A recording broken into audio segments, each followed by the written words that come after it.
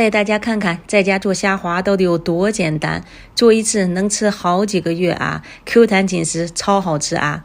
买回来的大虾给它处理干净，把水分给它擦干净，取1/3给它切成这种大一点的颗粒，其余的放到搅机里边给它搅碎，用刀剁碎也是可以的啊。然后把它们混合到一起，再加点盐啊、蛋清、胡椒粉这些调料给它调一下味儿。具体的我打在屏幕上方了啊。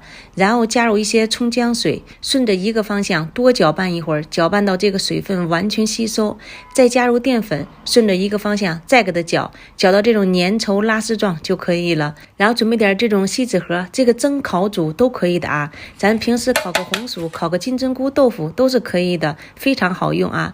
然后把虾滑放进去，表面给它整理平整，用保鲜膜给它包起来，平时就放到冰箱冷冻保存啊。吃的时候提前解冻一下，煮面啊或者做汤啊都非常不错啊。赶紧收藏做起来吧，这个真是太好了。